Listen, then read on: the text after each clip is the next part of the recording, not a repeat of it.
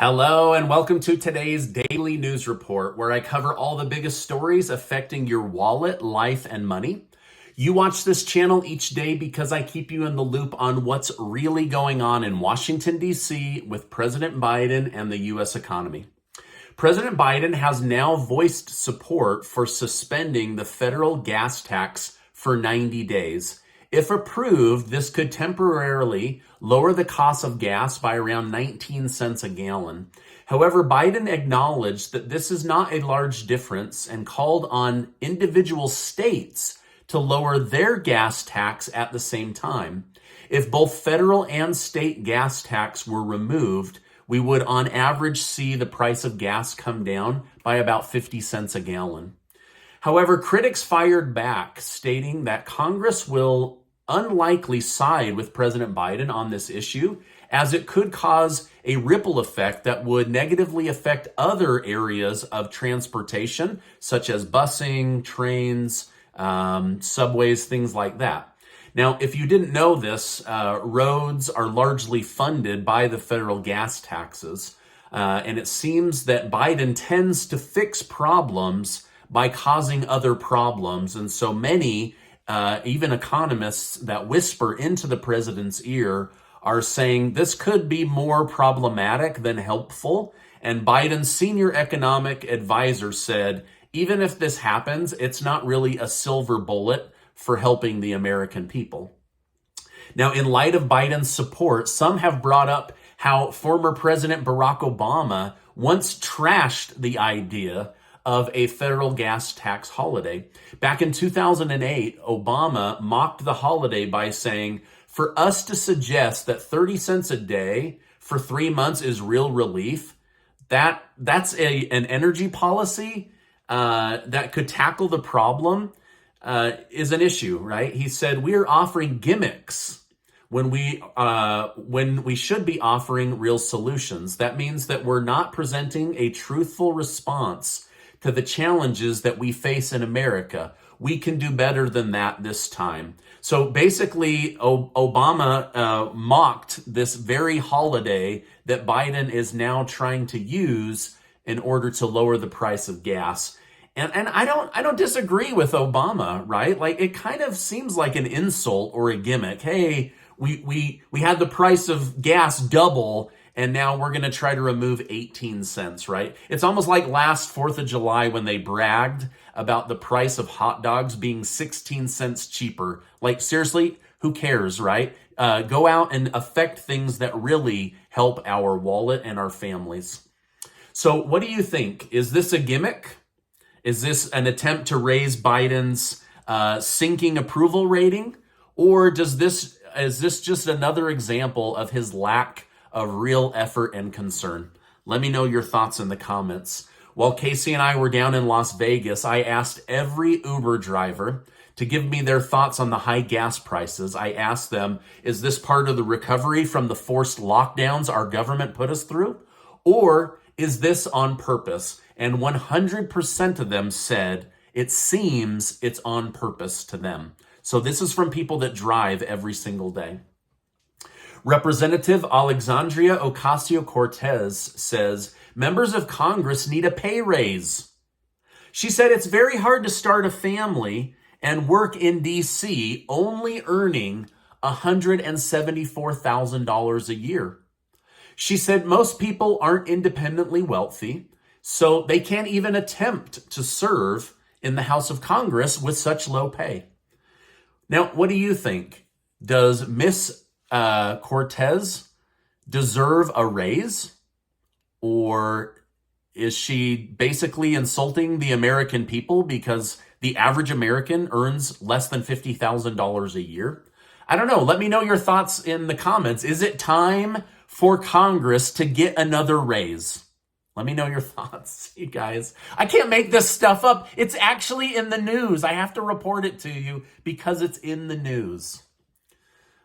As the White House and the Biden administration continue to try and act optimistic for as long as possible, Federal Reserve Chairman Jerome Powell has just stated that the Fed's plan to curb inflation could actually backfire. If you didn't know, the Federal Reserve is currently trying to slow down the economy by raising interest rates to try and avoid a recession. However, if they accidentally slow the economy down too much and it doesn't have the intended effect, it could bring a recession on even faster. When asked about this issue, Jerome Powell stated that a recession is not our intended outcome, but it is certainly a possibility. And frankly, the events of the last few months around the world have made it more difficult for us to achieve what we want. This statement finally confirms our suspicion, as the Fed has just admitted that their desired outcome will be difficult to achieve, which means a recession is likely knocking at our door. Yesterday, Powell testified about inflation before members of Congress. They asked him if high inflation was because of the conflict in Ukraine, as suggested by President Biden, the Putin price hike, the Putin tax, right? Jerome Powell said, no, inflation was high before, certainly before the war in Ukraine broke out. Meanwhile, go across the sea and the Russian ruble has strengthened and the price of gas in Russia has gotten cheaper. So who's getting the short end of the stick? Is it the people of the United States who continue to put up dozens of billions of dollars of taxpayer money and have our prices increase? Or those over in Russia that are now seeing their cost of living actually going down compared to the rest of the world? I don't know. Let me know your thoughts in the comments. Powell is basically saying this is not a Putin price hike. This is not a Putin tax. The inflation was already on its way to being out of control before Putin even fired a single bullet. As we try to deal with the issues inside our country, it is also important to deal with issues that stem from outside of our country. The House committee has just voted to raise our defense budget by $37 billion more than what President Biden requested. So another $37 billion of taxpayer money funneled into the military-industrial complex. Let's hope some of this additional money actually makes it to the men and women that risk their lives for our country, and not just to these companies that make billions and billions and billions of dollars on keeping the United States at war. A new poll was released that showed nearly half of Americans did not add to their savings during the pandemic. The poll was conducted by YouGov and has major implications. Previously, Treasury Secretary Janet Yellen stated that most consumers have savings that will allow them to continue to spend. However, this statement is now being called into question by this new poll. If consumer spending is still high, like Yellen stated it was, it could start eating into their savings heavily as we enter a recession. Here's where Miss Yellen's comments are really, really stupid. Americans don't scrimp and save so that they can spend their savings because of a DC emergency. They save it so that they have money in the future. So it's these Washington, D.C. policies that are now forcing Americans that do have savings to dip into their savings because of these politicians in Washington, D.C. Now, I want to cover 3 ways that the Federal Reserve raising rates could affect you. First, raising rates allows credit card companies to raise their rates on new and old debt. So your monthly credit card payment could go up even as your balance stays exactly the same. Second, cars and homes will become more expensive to purchase. Because most multi-year loans are front-loaded, this means that the interest rate increase makes monthly payments increase quicker. Most of the interest is collected on the first part of a loan, right? So if you raise those rates, everything goes higher. It doesn't get extended over 8 to 30 years. And so they're now saying that these new these new rates will affect your ability to purchase a car and a home, or sellers will be forced to lower their prices in order to tap into a new demographic of people that have less money. Third, as interest rates push higher, so does the likelihood of a recession. If we hit a recession, you will see the stock market drop further. You will see mass layoffs begin as companies seek to preserve capital and lean out their annual spending. So hopefully the Federal Reserve will take all of this into account as they manage this balancing act of slowing inflation while attempting not to trigger hyperinflation or a recession. Today, the Supreme Court ruled that a New York gun law that made it hard to obtain a permit to legally carry a gun in public was illegitimate. The law required that people demonstrate a separate need for a license other than self-defense. The decision was decided by a vote of 6 Supreme Court judges to 3.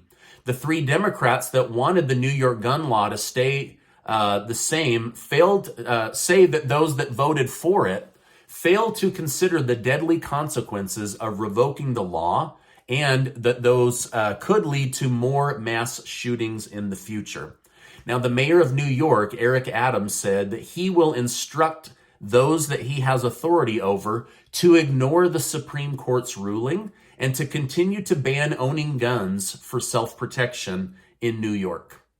Wow, very different. New York is very different than Utah. Everyone I know owns guns in Utah. I don't know. New York is very, very different. I don't understand it out there. Now, this is my update for today.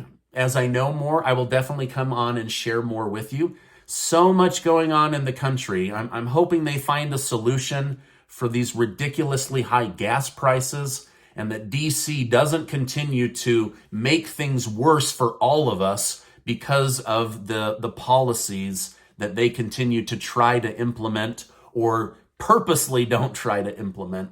Anyway, there's a lot going on.